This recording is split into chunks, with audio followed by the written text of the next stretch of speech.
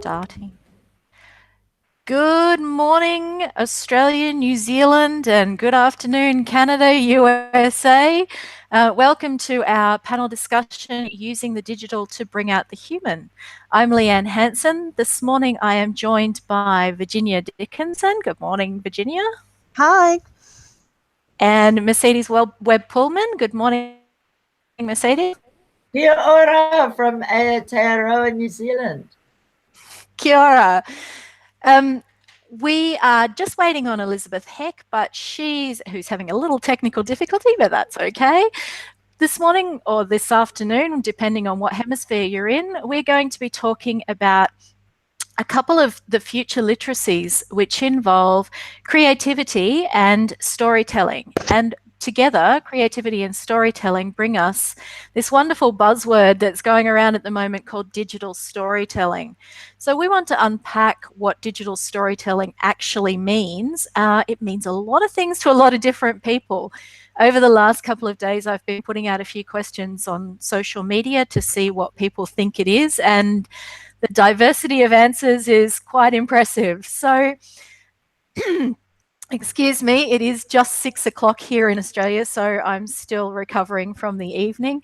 I'm just going to throw over, first of all, to Virginia. What does digital storytelling mean to you? Well, to me, it means anything you're doing that uses any type of digital media in just about any format to get your point across. And you and I kind of discussed that where everybody tends to go is, oh, you're using some kind of video. And it's such a richer context than that. I see it as a lot more integration than just video or just one thing or just the other, right? Yeah, I agree. I think, pardon me, that's what's come out of a lot of the questions that I've asked. A lot of people have mentioned video, and it is so much more than that. There's, as far as I'm concerned, there's absolutely no reason to abandon, traditional storytelling techniques that we have.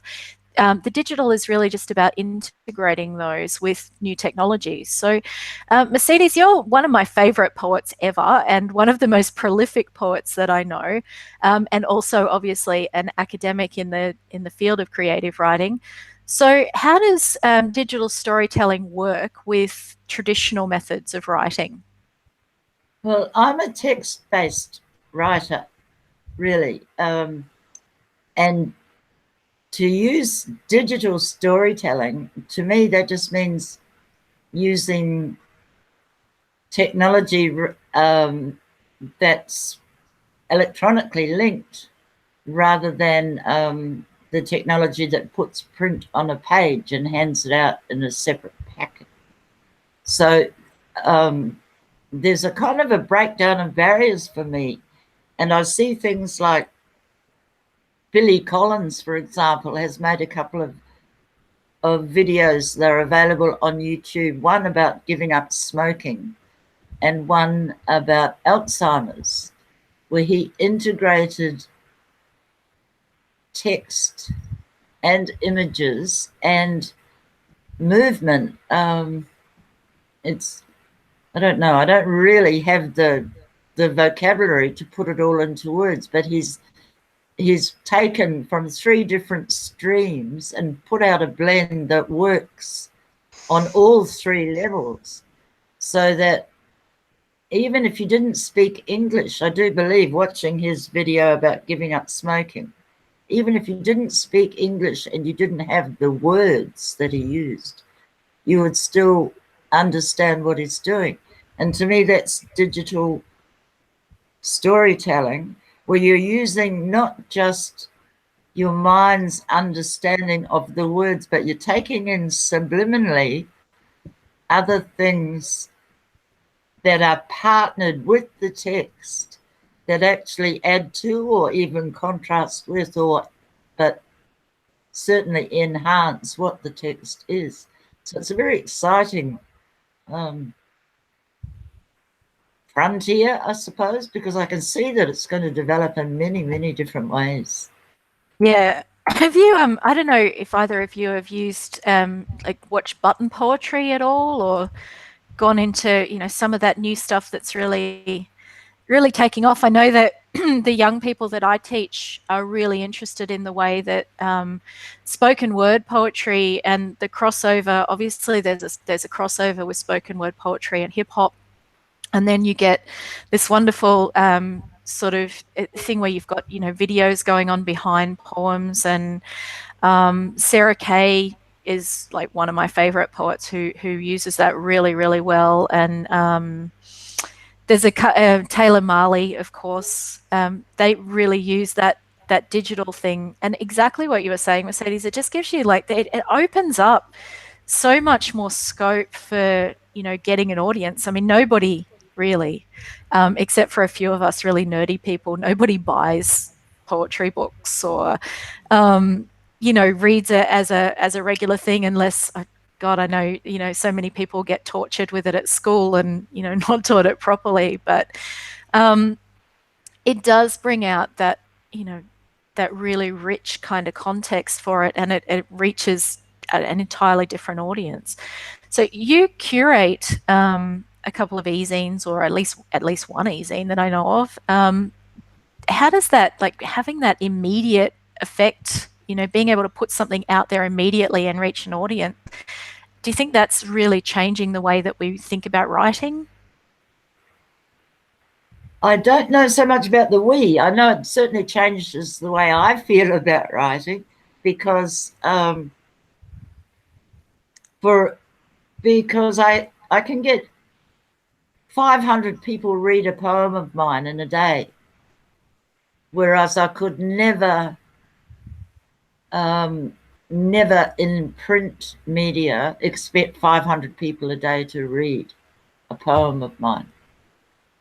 In print media, of course, somebody can wander along and pick up the book the next day, whereas on the internet, perhaps it's peaked and gone, and not one person will read it again after that. But there's a difference in reaching the audience immediately. That seems somehow very important in terms of needing to fine-tune the message that you're sending. Oh, that's actually a really good point. It does, yeah, you have to like instantly edit what you're doing and change it, and it has to be constantly up to date. It seems that way, and I'm not sure how that's going to work. I was looking at that site earlier that creates virtual worlds. Now I have enough trouble with the real world, really. Here's this like going and creating another one. But I can see how you could create a virtual world that you could then go back into it and alter because of things that happen, so that time becomes not linear but curved back on itself, so you can take advantage of that. That's exactly what happens in the virtual world. Yeah. I, you know, talk like what you're bringing up about the poetry, about integrating these media. I look at it as what really, and the reason I shared the virtual world thing with y'all to begin with was I'm really intrigued by all aspects of art being integrated into these ways of communicating with each other. So when you're doing digital storytelling, suddenly you have this opportunity to integrate a lot of different types of really creative, almost a performance art type of approach. And I'm a big believer in Lizanoff's accelerated learning cycle. So anytime you can integrate any type of artistic endeavor into what you're doing, regardless of the content, it helps people, you know, take that in a different way. And so the way that I used virtual worlds when I was doing a lot in Second Life was I teach adults and I do a lot of corporate training, and we were doing safety training, and which is the driest training you can do, right? Safety training, industrial safety training, it is so dry and hard. And I had a safety group out in California want to do something very creative and very different. And so we went in, they couldn't go into the virtual world. Like Mercedes, you probably you know, you might have had some glitchiness getting into that virtual world, but getting into Second Life, you've got to have a really powerful computer, and they made it harder and harder. So we decided to make sets in that world and tell stories. We actually made characters, and we created videos. And then we came out into the real world and created presentations for these safety trainers to show these videos that were a story. And the books that we made for workbooks are actually graphic novels that follow the same story with the same characters. And nothing had ever been done like this in industrial safety training. It was a huge, huge success. Instructors went from hating teaching this class to competing to teach it. And it basically stayed in its same format for 8 years without hardly any updates at all. It was pretty amazing. So, you know, anytime I find that you can bring those different elements in of mixed, like what I start to look at it as a mixed media performance art almost. And then it suddenly totally changes the way people perceive whatever it is that you're showing them. Yes, yeah, I can see that. Yeah, I tend to agree with you absolutely. Like, you know, the more you can change the context to the way that people think about things, and the more that you can just, you know, make, and it doesn't it all just come down to making learning really good fun, and, you know, forgetting that it's just about, you know, everything should be play. I mean, that's how we learn the best, and that's how we remember the lessons. And I think that's a really cool thing. I don't do gaming very much online, I'm afraid. I'm like I really don't either. I'm not a gamer. I appreciate it though, right? Because I've been involved in virtual world learning, and I like the whole concept of the gaming and education, but I'm not a gamer. I'm terrible at it. I didn't get the hand-eye coordination thing, but I certainly appreciate it. Oh, Elizabeth's here. Hello. Hello. Sorry, I'm having technical difficulties. At least Hi, Elizabeth. Hello, welcome. Hello, lovely to meet you all at long last. You too. Elizabeth is a media educator, and she's like really big into echo media and things like that. So how about you just jump on in and tell us about how you think of, you know, digital storytelling, Elizabeth. Oh, okay. Let me think. Now that I'm finally here on using digital. Well, let me see. Digital storytelling, it has its roots way back in the 1990s, when digital technology was not as accessible as it is today, in the sense of, you know, your smartphone and all that sort of stuff like that. From the Center of Digital Storytelling, from the university, came out of the University of Berkeley, California University. Sorry, I'm very gibberish at the moment because I'm just trying to orientate myself to this. And from there, media wasn't quite accessible, and Joe Lambert and Dana Ashley, who created the method, or the traditional digital storytelling method, wanted to have accessible means for people to tell their own stories. So they used just sort of basic video equipment and PCs and so forth, and that's how they started to get people to use everyday media to create their own stories about their own selves. Because that was also a way for people to learn. When people start to personalize a story and tell something from their point of view and their perspective, people start to learn about other issues that they probably didn't think about just by someone's personal narrative. So yeah, that's it in a nutshell. Being thrown in with the with this different computer I've got right at the moment. That's all right. So, that's what you get for turning up late. We're just going to throw you in the deep end. Exactly. Yeah, but that's all good. So lovely to meet you all. What have I missed so far? Nothing we can't recap on. I'm sure will be great. What can you echo media? That's like such a weird kind of concept, and that's something that's really, you know, really heard about now. And I'm presuming that we're, you know, talking about tying a lot of stuff in with sustainability and you know, the ways that we should be looking after the world and viewing the world. So how in education, how is that changing, you know, the way that we tell stories? Well, I'm actually rather still new to eco media myself, actually. So my foundation's really been more in traditional digital storytelling, and eco media is sort of something I'm exploring at the moment in relation to sort of STEAM work that I'm going to be looking to do with schools very soon. So science, technology, and engineering, arts, and mathematics. So the arts side is the media side, which is also just looking at using media for sustainability practices. And I'll be doing a bit with an organisation that does a lot with sustainability and environmental practices. So just exploring the option of how media ties into sustaining or looking to educate others for sustainable media practice, sustainable environmental and media practice. Yes. Okay, sounds pretty cool. Now, I mentioned earlier, I did throw a couple of questions out to people on various socials yesterday and in the last couple of days about what they think that digital media, digital storytelling is, rather. And one of the interesting, I mean, the range of answers was really interesting, and most people think of it as a positive thing, but a couple of people said that they think of it as, you know, background noise, that, you know, it's any idiot can get on YouTube and tell a story, and, you know, it's just junk mail basically for the internet. And you know, some people actually mention things like, you know, the cat videos and all of that as digital storytelling. So what do you guys think about that? I don't know. Well, any story that's told digitally has got to be a digital storytelling, hasn't it? Right. But right. The cat videos, and what did you say, Leanne? I think they're just background noise.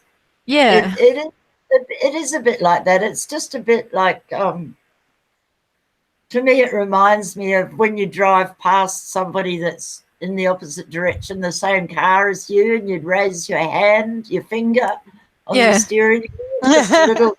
So it's just a little thing like that, saying, yeah, we're the same, sort of thing. Yeah. So those cat videos sort of are just an acknowledgement, I think, of each other. Otherwise, we're all just passing noise, maybe. Mm-hmm. So I can't hate them. I don't love them, but I can't hate them, and I can understand that there's a need for connection in all of us that addresses somehow. The cat video does address that need for connection for people, and it's no more than a little tip of the finger. It's not like a big shout. It's just a little, oh yeah. Yeah. So, does that count as a story? Like, is it? I think the concept of a story is really maybe a little bit difficult to get your head around, because I mean, there's lots of. We assume that a story has a narrative, or that it's an intentional kind of construct, but obviously that changes with, you know, when you start to fracture narratives, and when you start to think of, you know, is this, like, particularly with poetry, you know, is this a lyric poem? Is it a narrative poem? Is it still storytelling if it's pure lyric, or, you know, purely about emotion? So at what point does something stop being a story? Actually, I might, if I'm okay to chip in here now, I actually thought I might come in just. I found. Whoops, sorry. That's right. I actually thought I do have my in a nutshell version of digital storytelling. Would you like me to just say what that is? Yeah. All right, run for it. Yep. Okay. Well, in a nutshell, digital storytelling is a participatory media practice that provides an effective means for enabling communication, social and community learning. A digital story, in this very traditional method that I bumbled through before, from the Centre of Digital Storytelling, a digital story typically combines 15 to 30 still or moving images. So they can be archive photos, they can be short video clips from somewhere. And it also combines a recorded script of 100 to 250 words. It's workshopped, usually in a collaborative environment. and it's also regarded as co-creative. So someone has an idea, they might talk about a story that they've heard or something in their past that they want to touch upon that might help for their therapy or their healing, because that's one purpose of digital storytelling, can be therapy or healing. So for that purpose, that story then is then workshopped with an expert facilitator, and then that person brings their story to life. And as a result, the process of telling their story can be therapeutic.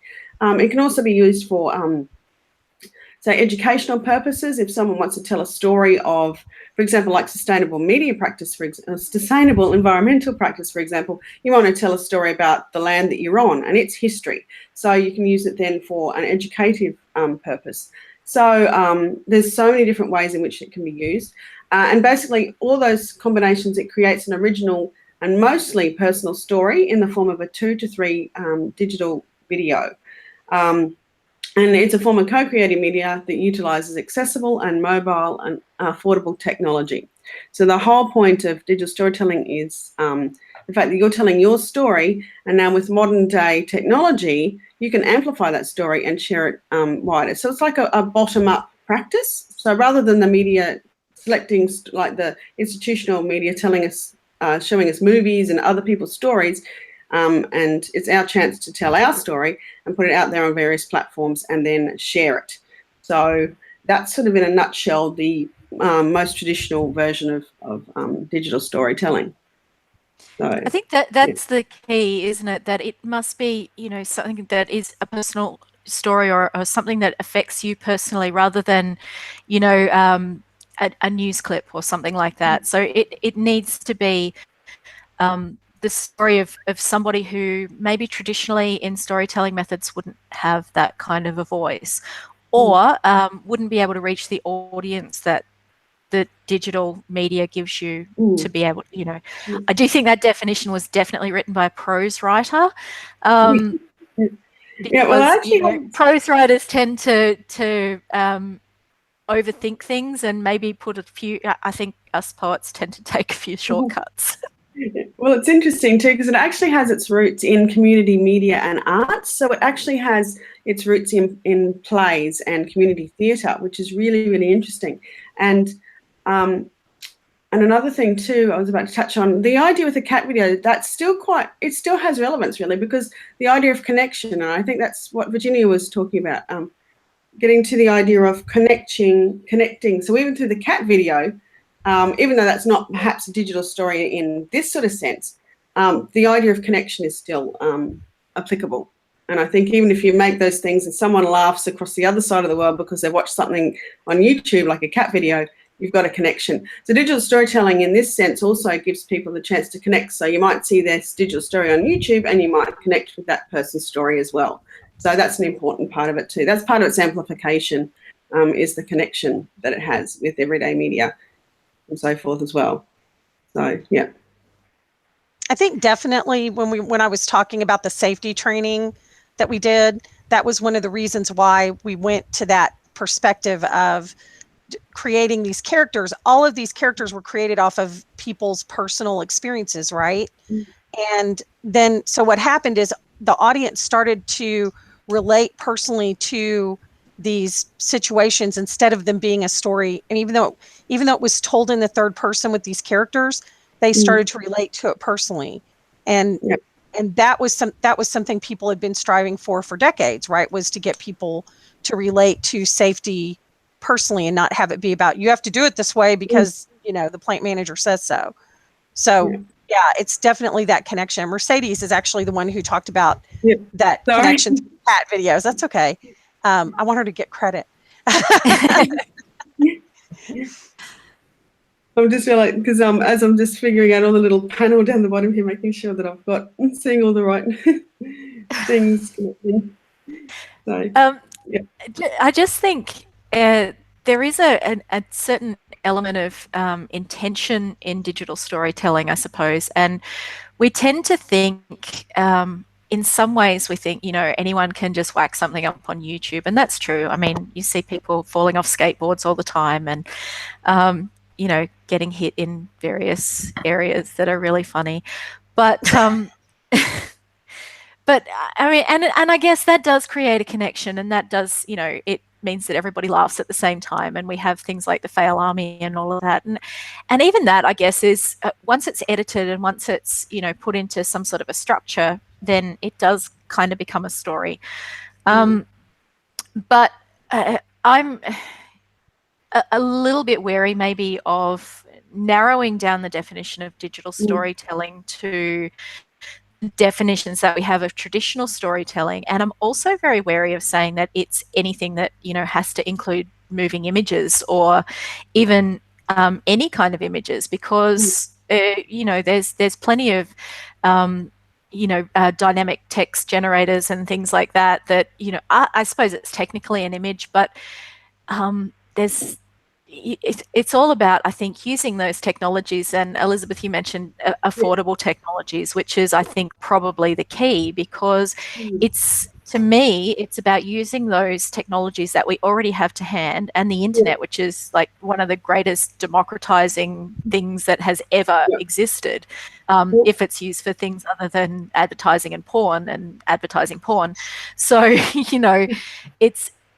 it's all about giving those tools, I mean, to people who didn't have that voice in the first place, who have traditionally been pushed to the side, have been marginalized, have been silenced. Now, Mercedes, you were saying that when you did your master's and then were running workshops in poetry, now for disadvantaged people. Now, I know that poetry is a tool that works very well for working with anybody who has sort of emotional issues. I've used it for working with people with mental health issues, particularly, and homelessness, and all sorts of social dramas. So, and of course, it's one of those things that can very easily be put into digital media, and then as soon as you have that connection, as soon as you have that back and forth, and that ability to comment, and people making the story their own and saying, hey, this resonates with me because this is my story, and this is what I feel. To me, that's digital storytelling as well. That's that's creating an entirely new animal from what you originally had. It's no longer just words on a page that people read and study in college or whatever. It's words that are dynamic, and they're living, and they're reaching other people. So I thought I'd just ask Mercedes how you found poetry to work with the disadvantaged people. I found it worked really well. I had classes that ranged from university graduates to people who'd left school at 14 and hadn't had much practice in expressing themselves with words since. And I found poetry was a good way to cut away the fuzz, to get to the things that matter, to condense. Poetry is a great way of condensing emotion and then presenting it in a way that's recognizable to other people. So I did notice that with young people in the class who were used to thumbing their messages to each other from a very early age, they didn't like to write on pen to paper as much. Whereas people who had been traditionally schooled and maybe used the internet starting at a later age were much less able to put their ideas straight onto the gadget that they're using, or their iPad or their phone, and they liked to have the words written down first, and that was just a little thing that made me wonder how the kids that are now at 5 years old, so good at using these items to communicate with each other with, how they will be dealing with text. Will it even exist soon? We've lost words, we've lost letters, we've lost we think we're going down to the only vowel that's going to be left in the English language is going to be the schwa. So everything gets diminished. And to me, that's the process of poetry, is this wearing away, erosion of all that's not absolutely necessary, so that you're left with the granite of the idea, as it were. And how you do it without words is I'll be watching with interest anyway, because I'm not sure where the storytelling goes from here. It was based on words. Even before we had a written language, we spoke our stories, so we kept our history alive.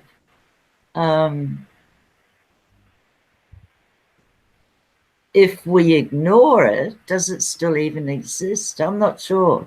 You know, Mercedes, it really, as you're talking, it really brought something up for me, and that is Leanne had asked us a question previously about things like Reddit, and I'm thinking, you know, then as we're talking, I'm thinking about Facebook, and some of the things that I enjoy the most are the discussions that turn into stories. So like these Reddit threads or the Facebook, you know, so I'm on, I met Leanne through a poet that I met at a conference. I actually do also do work in the hotel industry, and I booked this conference, and he was a guest of honor as Gabriel Ricard. And so that's where I met Leanne. So this group, who's a lot of writers, a lot of poets, and they'll start these threads, and they're just totally entertaining, and people are playing off of each other and doing wordplay.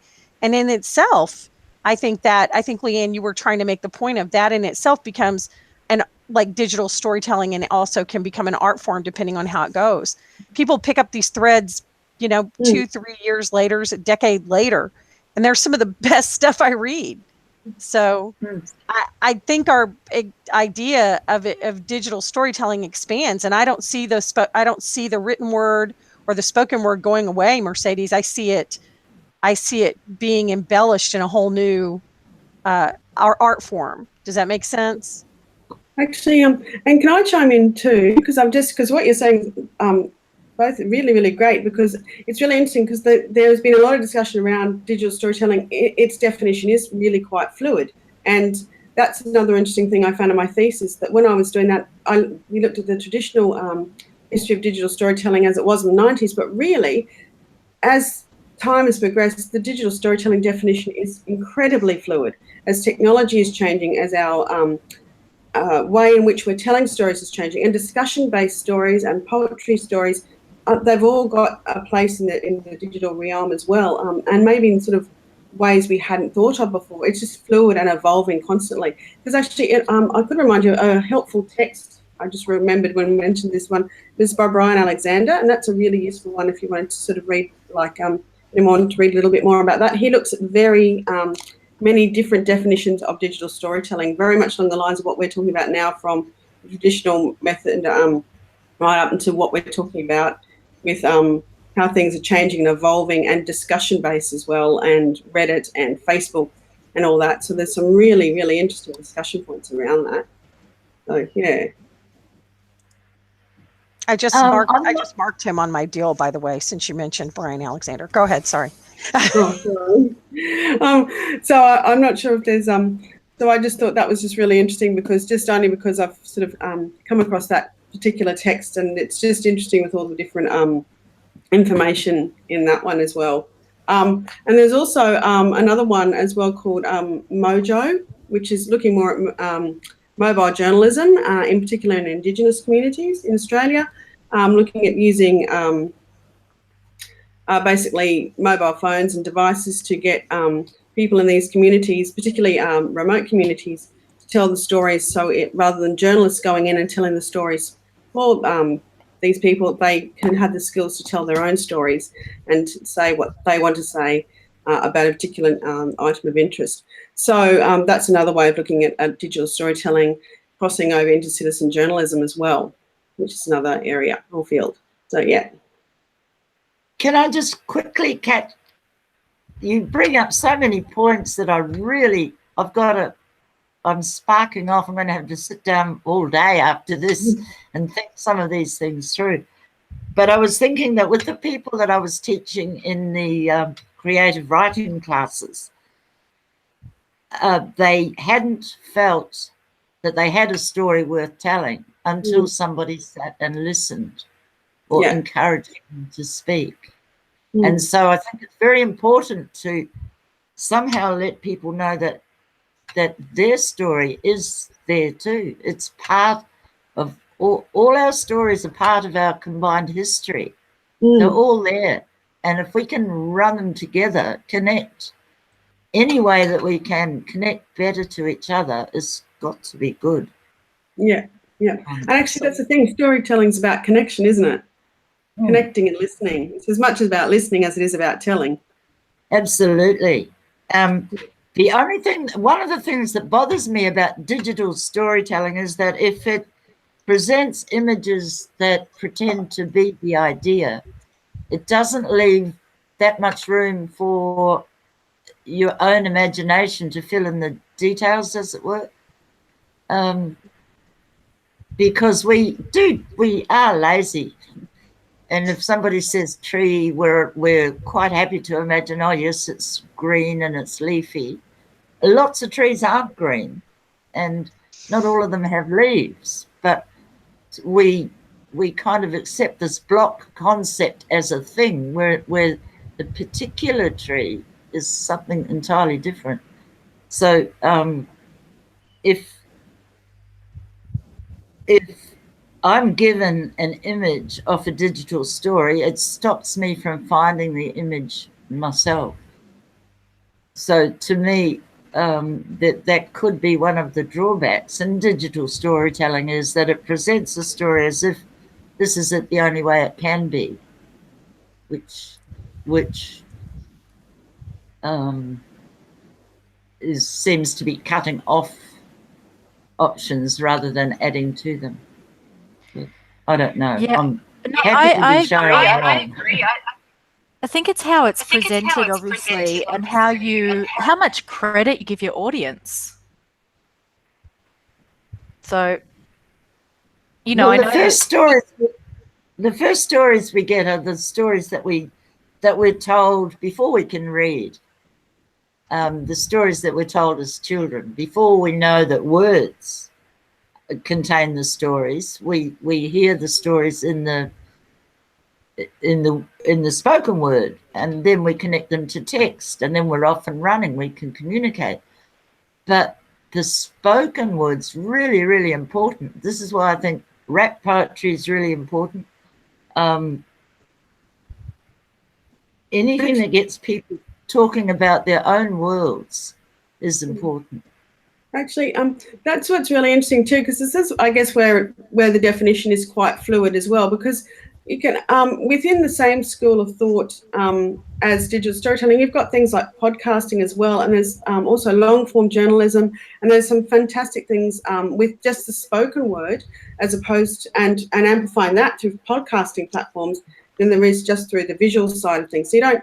For example, like there is All the Best here in Australia, which is this wonderful long-form journalism / storytelling program that's originated out of community broadcasting. And that's people telling their stories in a podcasting context. And they've had quite a lot of success with that.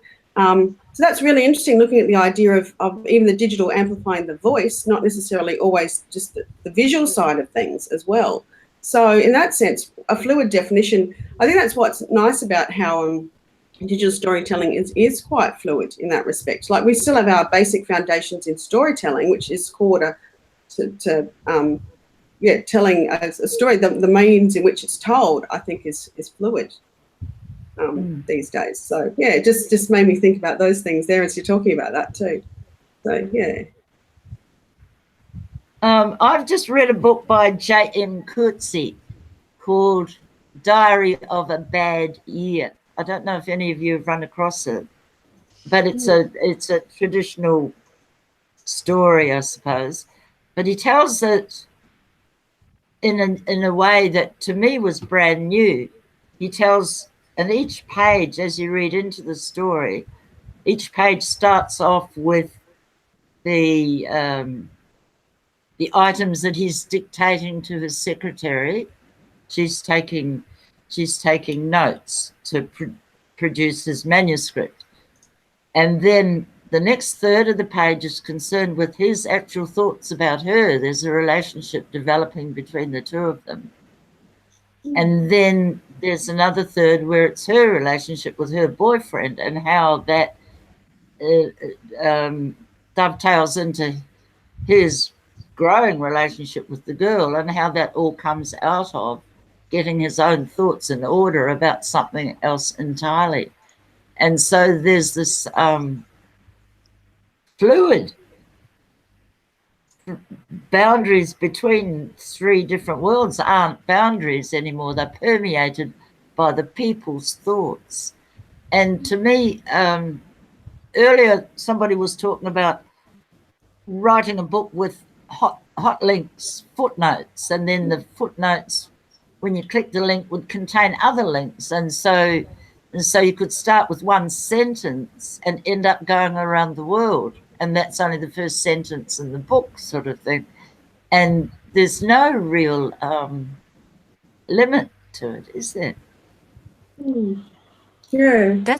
That's the no limits thing it's cool to me because, and actually, just Mercedes, what you were saying about that book, I wonder to what extent the digital world is actually impacting on what we consider the traditional storytelling realms, and how we're actually starting to think a little bit differently with all our connectivity and the way that we do things. Where absolutely, that was three windows open at once. Right. Absolutely. So maybe we can open more windows at once and have them all. Maybe they don't all link to each other, but they link via each other to. Yeah. Yeah, and links are interesting too, because somewhere or other, that's another interesting thing about storytelling, particularly personal storytelling too, is that sometimes, like always the 6 degrees of separation or something like that, there's always someone who knows something of something about disconnecting by telling a story. If you go, oh, I was at this thing and this happened and that happened, and someone goes, oh, do you know such and such?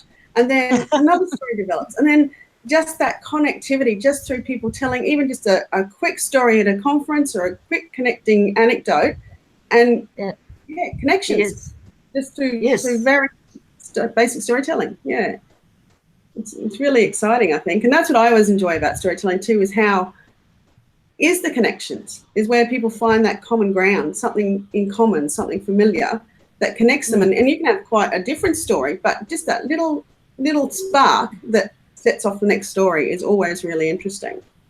So and it's something that we don't even know we do as humans. All of a sudden we're telling a story, but it's just because we've had that spark from someone else, that connection as well.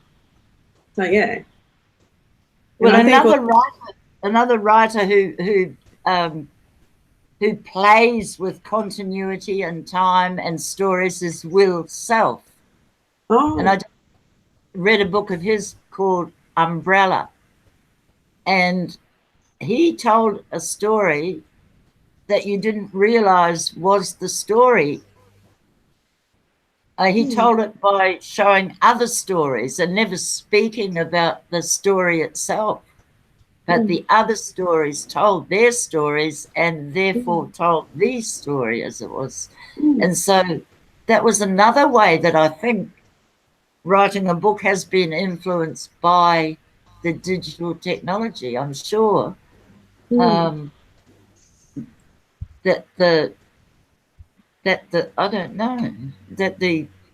don't know. I'm lost in words now. Sorry. No, I absolutely agree. I think we're changing as we start to think of the different possibilities. I mean, how this whole Google Hangouts thing is really cool, and it's we're connecting and we're making our own story, and we're contributing here to, you know, a story that's ongoing. And what we say now, well, I don't have any illusions about how many millions and millions of views we're going to get, but what we're saying is, you know, something that's going to change at least one mind, or, you know, make somebody think about something different that they would not have thought about, because, you know, without technology, we wouldn't be able to have these conversations. I wouldn't know you all. You know, that there's so many different things that technology is actually changing in our lives. And I think for me, that's the most important thing, is that not everybody has the skills to write a novel, and not everybody has, you know, journalistic abilities, or can get access to, you know, really amazing movie studios or music equipment or whatever. But with technology that we can just afford, that, you know, you just can sit in your pajamas and, you know, have a conversation with somebody across the world. It's astonishing, you know. Are you still in your gym jams, Leanne? Sorry? Are you still wearing your gym jams, Leanne? I'm maybe wearing my pajama bottoms. La la la la la la la. I'm not saying, but I might be wearing plazos. So yeah, I think what's interesting is some of the terminology that already exists that really ties into the storytelling concept that you're talking about, is things like threads, breadcrumbs. You know, these are all indicative of the phenomena that it's not that continuity. It's like a disconnected continuity, right? Like you can go in any direction. So we're looking for breadcrumbs instead of the storyline. We're looking for the thread instead of the storyline, right? It's interwoven, and I find that to be very powerful. I'm involved because I'm a trainer, right? A trainer and educator. I'm involved in. I do a lot of training for my. You know, I go and participate in training as well. And so there's a whole type of self-help training called transformational training, but they're literally just topical, like it's like a thematic session, right? So there's one of the groups I go to, there's 10 sessions, they're 3 hours a piece, and it's made up of a facilitator, and everyone is sharing and then connecting to each other sharing. And then the next person gets up and shares, and the next person gets up and shares. It's incredibly creative. And that's been around, you know, since the 60s, right? Yeah. Yeah. And actually the idea of facilitation is really important too, like how to finding the sparks that other people don't think they've got too. As facilitation, you sort of find that spark and that connection, and then before people know it, oh, okay, I didn't realize I had that, or I didn't realize I knew that, and then and so the facilitator helps to get that rolling too. Yeah, like Leanne is today. She's the facilitator, right? So, and I'm a huge proponent of facilitation. I'm not, unlike you guys, I'm the technical writer, haha. So I don't do, you know, I don't do a lot of creative writing, but I teach teachers, and my big thing is teaching them to facilitate. I'm a huge proponent of self-directed learning, and I think storytelling is tied directly into that. You know, people have their own experiences, and then someone else can learn from that. And by sharing, they then learn, you know, they themselves something new from their own experience. Yeah, and that's why I think that digital storytelling is such an important thing to actually explicitly teach. And, you know, to give, when you're in the classroom, to give students that opportunity to find their own voice. And it doesn't have to be the voice that everybody else has had, you know. And it's going to have varying results. I mean, not everybody's going to be really good at it. Not everybody's going to, you know, find their story. But, you know, everybody has conflict in their lives, and everybody has, you know, things that upset them, or things that they're really proud of, or, you know, things that excite them, or there's some sort of passion or something that they want to share. And even the you know, the tiny things, the things that you don't think anybody else is going to notice, become really important when you put them out in a different platform, and you realize that, you know, every single voice is important. Even the cat videos, you know, they have a purpose. Exactly. And they're building, you know, a community that you can talk about that. You can then say, did you see that video? And it starts conversations in the real world, So we're talking about like bringing out the human. That's what all of those things are doing, is making these human connections. And I've taught loads and loads of underprivileged and mentally ill and whatever people, and they still have they definitely have this desperate need to connect with other people, and particularly maybe to be validated in a way that they don't necessarily see anybody that looks like them, any role models in mainstream media. And let's face it, most of us don't, unless we're incredibly good looking and really rich and everything Skinny. just successfully. Super Really skinny. Yeah. Unless you're like the token sort of weird looking person, it's just, it doesn't. And even, when there's somebody of a different race or a different background, then they become the pin-up for that particular race or that particular background or whatever. They become like the stereotype almost. And the digital just destroys that. Yeah, because actually that reminds me too. The other thing too about digital storytelling and or even storytelling using the technology that we've got today is the idea of also self-representation. Because when we look at those other stories with those Hollywood movie stars, that's sort of like a particular representation, a stereotypical representation, or someone else's representation. It might not necessarily be your story and your representation. So by telling your story, you're representing your perspective and your background and everything about you, and that will also connect other people of similar backgrounds and interests as well. And just having that representation, like, well, this is how I choose to represent myself, and this is a story I'm going to tell. So that's another really interesting issue, because like in media education, for example, there is the idea of representation. So we look at how like a social group might be represented, or how a particular gender is represented, or a particular persona. So the interesting thing about this type of storytelling is it's how you represent yourself. So what do you choose to share, and what do you choose to connect with others with? So self-representation is another particular thing with digital storytelling as well that's of interest, and that's also part of that bottom up. It's you telling the story, not someone else telling your story, or a story about you or your background or something. Like, it's your story. So that's another interesting thing too. It just sort of sparked when you mentioned the Hollywood movie stars and so forth. So And similarly, you always hear, young people being criticised as being really narcissistic or solipsistic or whatever when they're posting heaps and heaps of stuff on social media, and look at them, they're sharing everything about their lives, and that's not true. They're constructing their own story.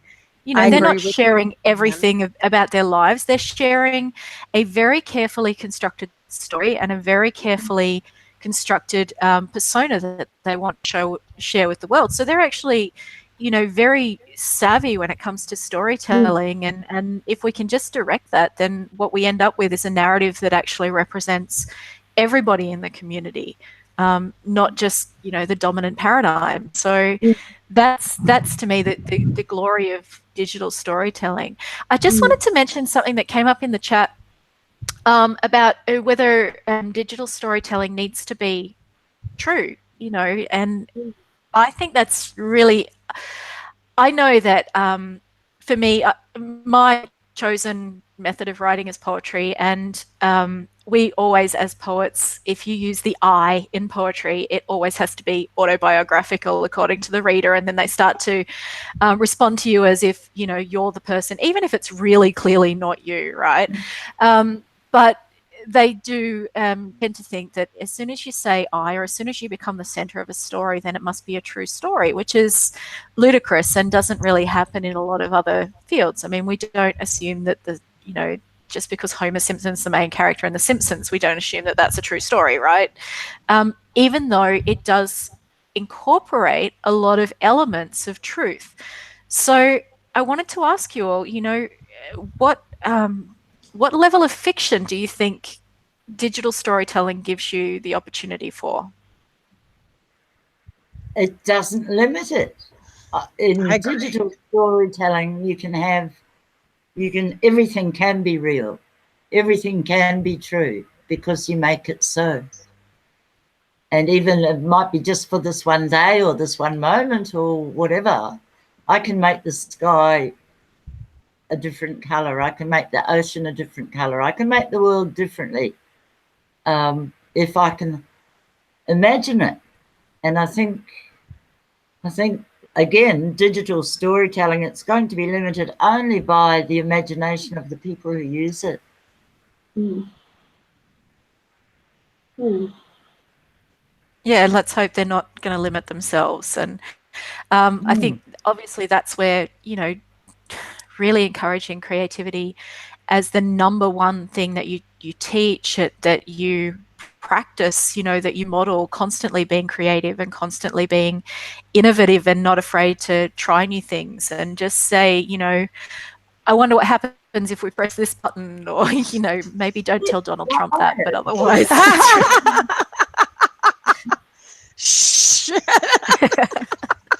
But I think it comes back to the, you were speaking earlier about fun. Yeah. And having fun in doing, and I think that's incredibly important. I've always played with poetry. I've played, and I've pulled my idols apart and laughed at them and put them back together again. But I think that's something you can do without damaging the things that matter. I've just written a book of poetry from the viewpoint of a homosexual man. And no, I'm obviously not a homosexual man. Well, I hope it's obvious. But but for creative writing, I think if you can put yourself into somebody else's shoes, imagine yourself as somebody else, imagine the world as it would be if you were them. That's a very important step in empathy and connection. And I don't know. Well, Mercedes, I mean, I am right there with you. And playing in the virtual world, where I think you really have some unique opportunities for digital storytelling when you know, if people decide to go that route. What always amazed me was that you're in a medium, just like when you're writing, you're in a medium where anything is possible. You can be anything, you can do anything. I mean, literally anything. And yet, what was the educational model that emerged in popularity were people building virtual universities that look like their real university, and people taking their avatars that look like regular people into classrooms and watching an avatar that was a professor in front of the classroom teach. And it floored me. You know, it was like, you can do, you know, we had refineries. I mean, we had to do it in the context of what the client wanted, but we built our refineries in the sky and then created these characters. And that was still like, I had worlds that we created that were not in any context of anything else. And you could be anything you wanted. And it was just amazing how people can also be limited by the stories they already know. Right. Yes. So that's very interesting to me. I, you know, Elizabeth, you're kind of the academic on digital storytelling. You know the correct definition, and you see how it's evolving from this correct definition. And then I really like the idea of playing in the possibility of teaching. As we teach people, they can be anything. Like Mercedes is taking the perspective of this homosexual man. What world does that open up for her? You know, that didn't exist before. Yeah. And then the person who takes that on next, you know, whatever they take on next. Yeah. Yeah, that's all really interesting, because one thing I do love about the concept of digital storytelling, whether it's from that traditional definition right up to, I quite like the fluidity and the evolution of it, and how we are able to do these things that we're talking about now, because even defining it and the discussion around it is so interesting and so valid, because it can be defined so many different ways in our different contexts and our different backgrounds. And I think that's what's also makes it very valuable. Like, I guess it's sort of, again, coming down to that digital to bring out the human. We're still coming down to the human side of things, the connection of things, and how the digital is connecting us, and it's bringing us out, amplifying our stories, connecting us, allowing us to do different things like virtual setups and so forth. So yeah, I think that's the exciting thing. It's all coming down that the good human base of human roots of storytelling, which is the most important thing too, I think. So yeah. I think actually we're coming to the end of our hour, and it doesn't feel like an hour to me at all. It's crazy. I mean, I could keep going and for ages now, but that's this whole realm is just it's limitless, and I love that about technology. I love that we can meet people that we would never ever meet, and we can actually change the way that people think on the other side of the world. And if we can just get rid of the people who don't embrace change and who don't want to recognize that, okay, your traditional method is not working anymore, how about you come up with something new, instead of just moaning that their traditional method isn't working anymore, then the sooner we do that, the better. And obviously this is where it's at. Technology is not going anywhere. It's not we're not going to all end up back in the dark ages if the electricity goes out, because we can all get on our bicycles and pedal generators or something like that. It's it's all possible. So yeah, digital storytelling is not a secret. It's not it's not something esoteric. It's just it's a natural evolution. Do you think it's just something that is going to happen and is happening and will continue to happen in different ways? What do you? Okay, so we got some final words from everybody. Yeah, I want to say one final thing. Leanne, when you brought up about the young people journaling, or not journaling, but doing all this, people are criticizing them because they're putting everything online. And immediately I went to, it's called journaling, right? And it's something we've encouraged young people to do forever. And now suddenly, because it's digital media, it's a bad thing, right? Because we can see them, it's a bad thing. And I think that's, I think you really nailed that. I think that it's that resistance to change that has people look at that and go, oh, that's narcissistic.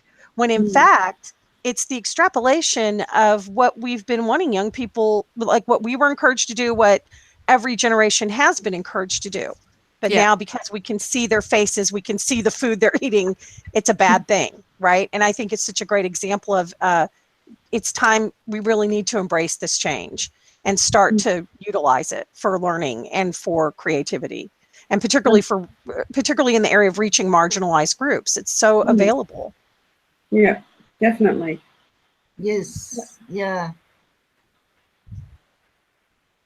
Because I'd say, that's the great thing too, I think about this is the amplification as well, like of sharing these stories, like the journaling and is now being amplified. So then more people are connecting. So these stories it's just reached this wonderful new realm, which is fantastic. And I think, again, we're always coming down to the human side of it. So the digital platforms and the technology are that wonderful way of connecting even more people than ever before. And it's just a fantastic thing. So, so my final words are, I think it's encouraging sharing. It's encouraging people to talk and discuss and connect more than ever before. And we don't need to think of that as a bad thing. It's a good thing. I think the mindset around that sort of sharing we need to change. So that's very important points. Mercedes, any final words? I think I'm better as a student than I am as a teacher. But I'm happy to be learning when there's so much to learn in this field. God, I hope we never stop learning, honestly. No kidding. It's the people that stop learning that are the ones that are resisting any kind of change. So, give me learning any day. I'd much rather do that.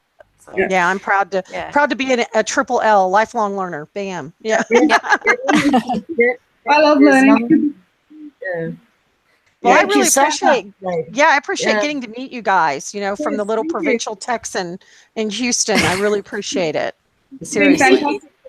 fantastic to connect with you all too. I think it's just incredible that we're all in different parts of the world, in different time zones, and here we are connecting. So it's fantastic, and all of our interests and diversities, eclectic, is great.